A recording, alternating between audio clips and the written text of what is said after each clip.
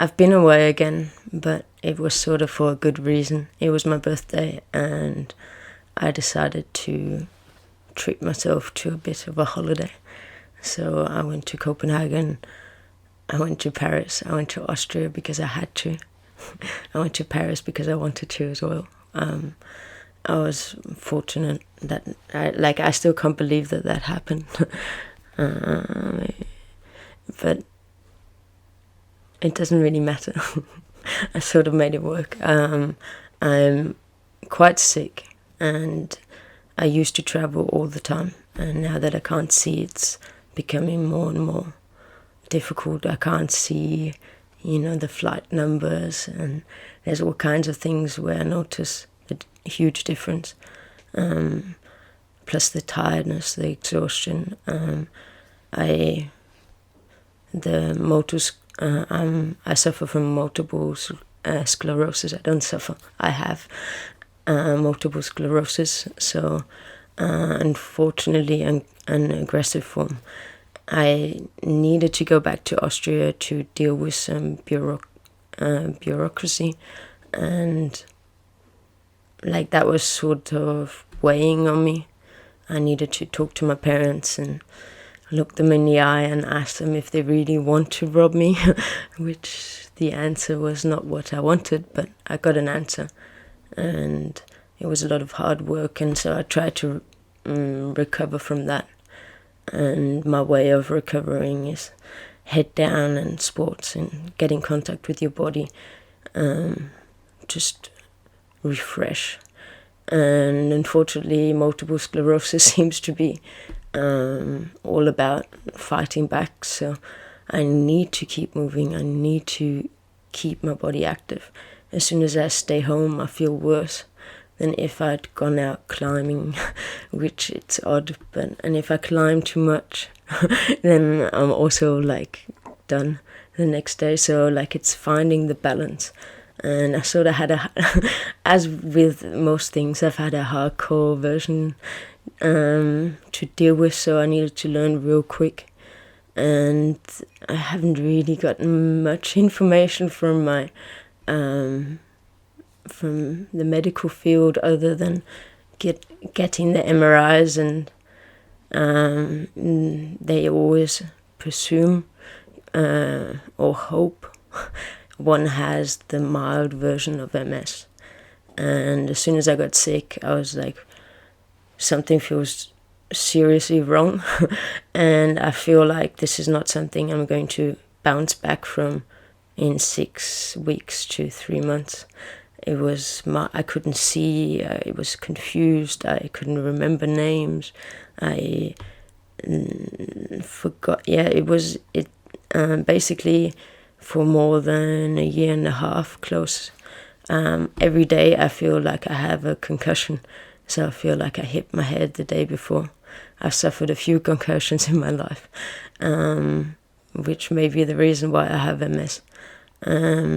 So it's a struggle. So just going to the shop, it's really hard work, physically and mentally, because if you can't see properly, as I walk past the shelves, it all blurs to one. So I need to, if I don't know the shop, which I memorize, I need to stop at each shelf and scan everything to be able to focus on the items. So I spend a lot of time lost in shops nowadays. I sleep way more. It's my life. I said to the doctor the other day, I feel like I went from the age of 24, because I was very fit and healthy, to the age of 81 in one night. I hit my head a little bit, and that was the start of the beginning of, the end. The end of my physical health as I knew it.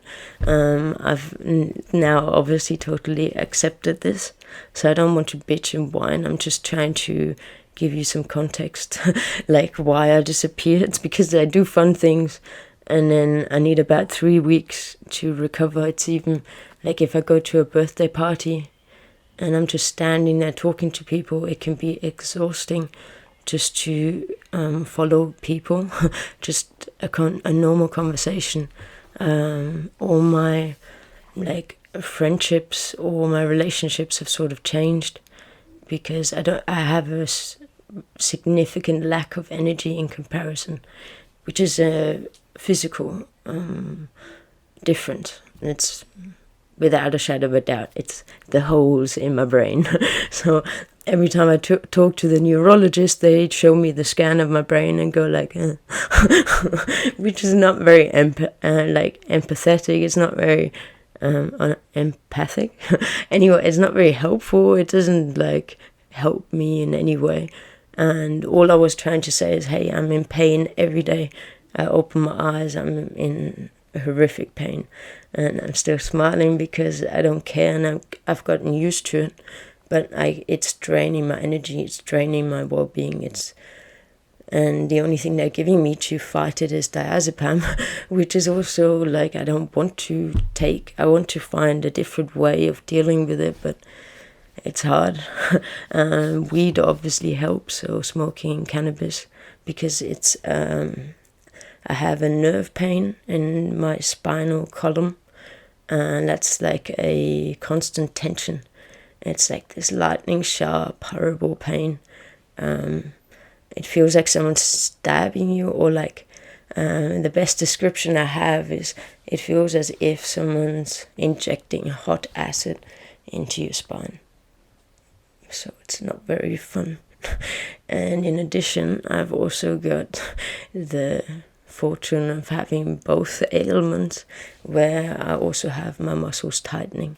So I spend hours on hours a day stretching, foam rolling, and so it's like almost a full-time job just to keep me moving.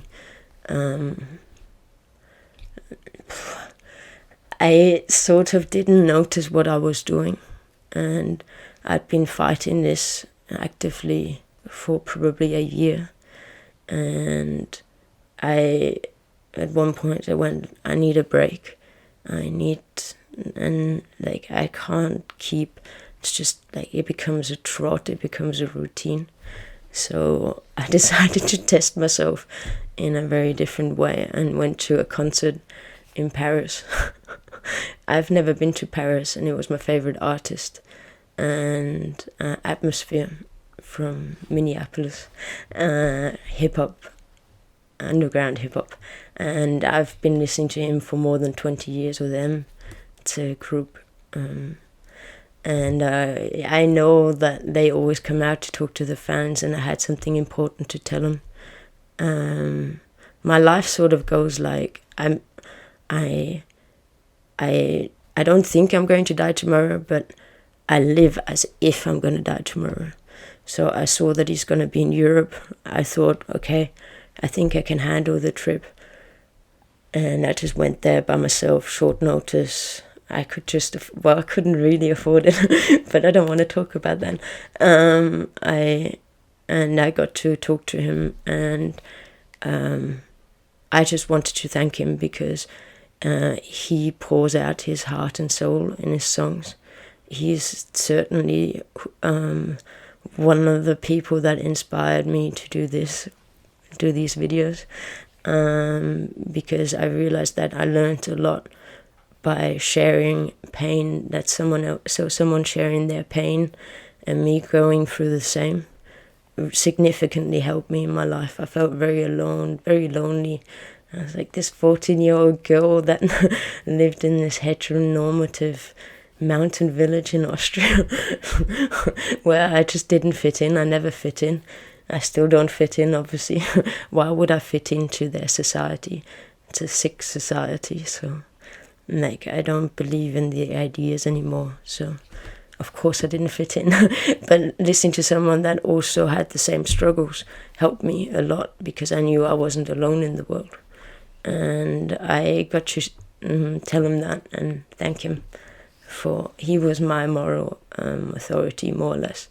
I didn't have anybody I could trust, any grown-ups that I could trust in my life. and nobody that gave me sensible advice on anything. And while his advice may not be it's harsh, it's truth, it's the real truth of real life. And that's what I appreciate his music for still. He's still making music, he still loves it. And yeah, I needed him to know how much it actually meant to me in my life. Unfortunately, I had to go to Austria, and then I came back, and then I felt really sick. And despite feeling really sick, I went to the Copenhagen Open Skate Contest, which was my birthday treat to myself. And ever since then, so that was in June, I've just been trying to recover, and now I'm slowly recovering. And now I need to go back to Austria because bureaucracy. So I'm really sick. I am literally really sick. And the treatment I receive in Austria is not as good as the treatment that I'm receiving here in Spain. So I'm a poor person in Austria, so I don't have access to the same sort of treatment as everybody else, not necessarily. And I've been told that, I've made the right choice by being in this trial in Barcelona, because for the aggressive form of MS, it's more suitable for what I'm dealing with now. So luckily I don't trust in what doctors say.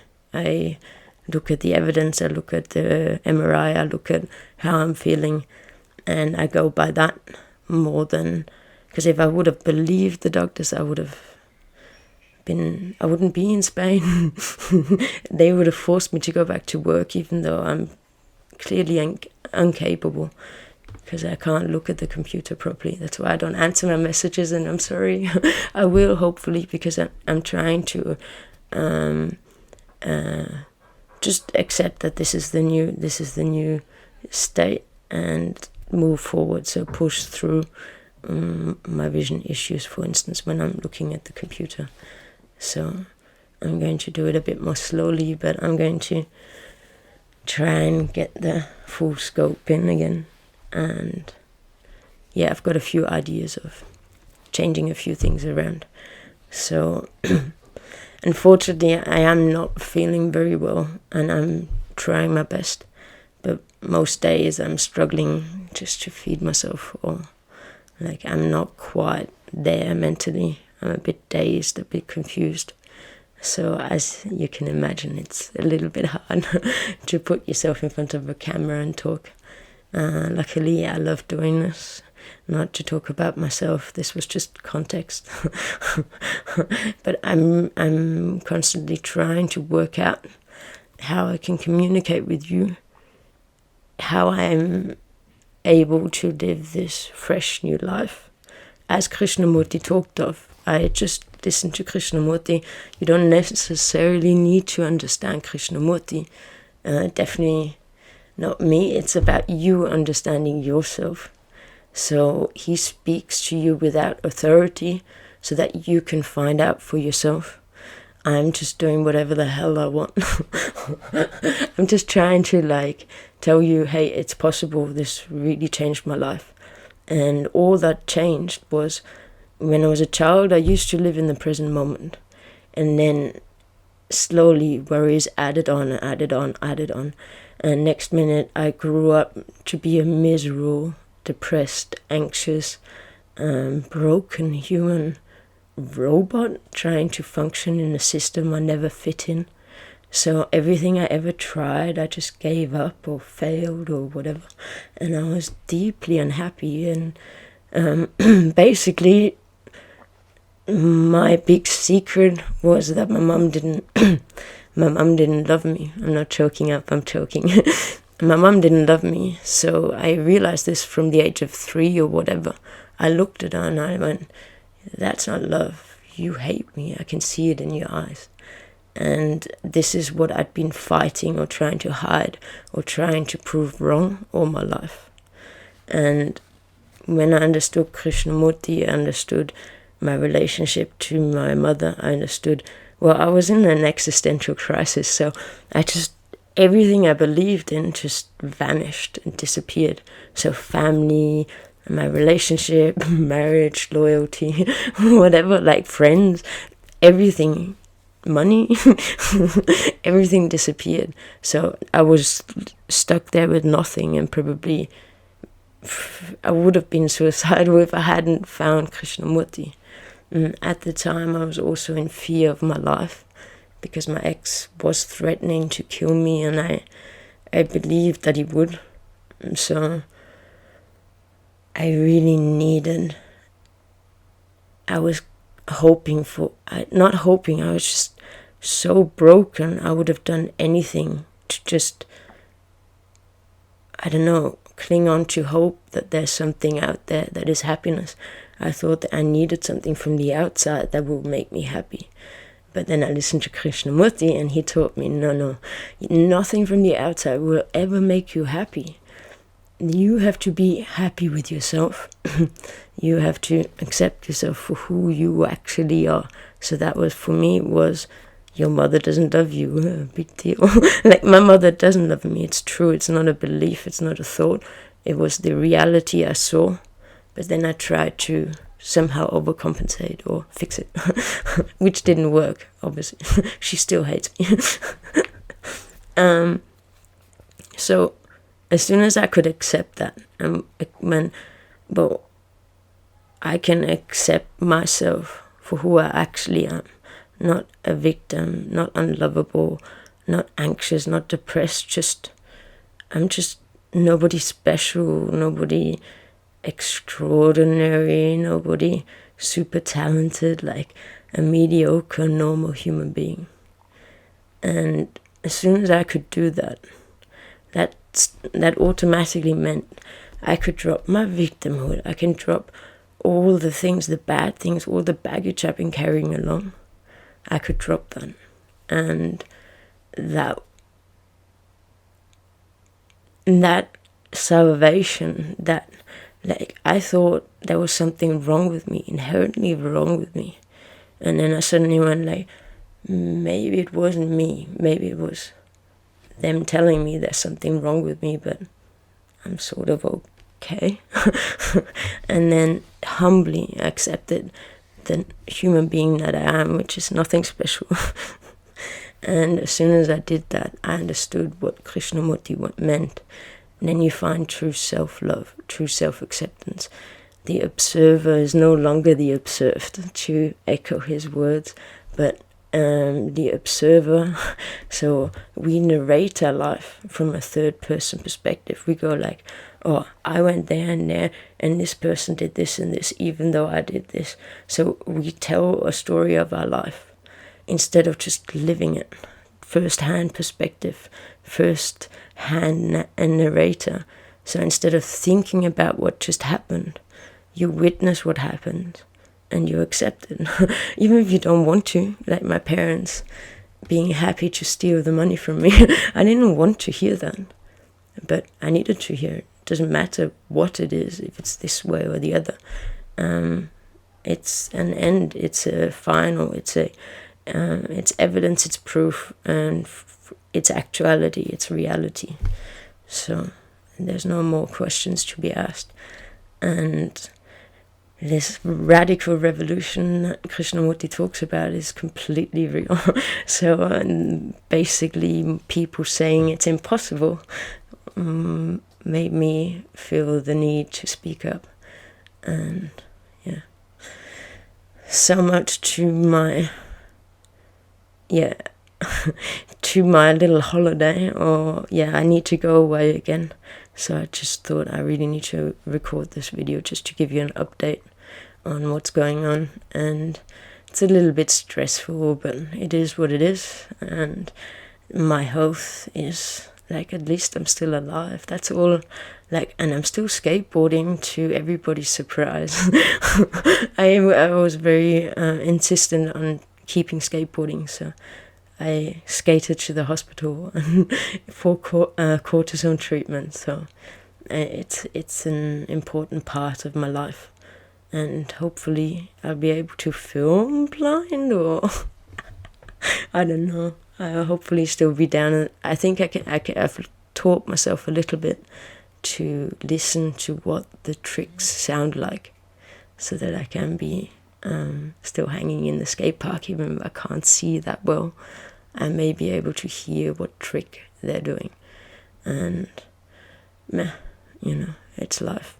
Other people haven't lived as long as me, and if I have these challenges it's just, I've accepted it as the status quo, and luckily I did that a year ago already, and now I'm fighting back, as in I'm still gonna do the things that I want. It took me a little bit to accept it, because I did think a little bit that I'm going to get healthier, but I'm just getting increasingly worse, actually. So I've never felt like I recovered from the initial MS flare and subsequent steroid treatment. But I'm still alive and kicking, and I think I'm trying my best to keep doing this. I've got lots of ideas and lots of videos that should be recorded soon, and yeah, I'm sorry this time I sort of was having fun sick.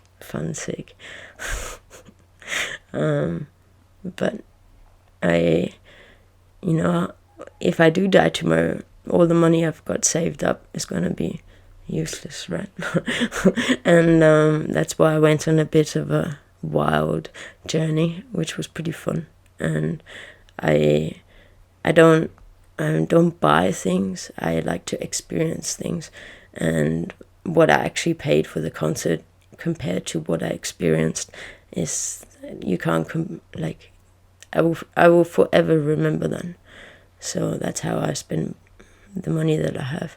Just not very much, but I hustle. I'll get there.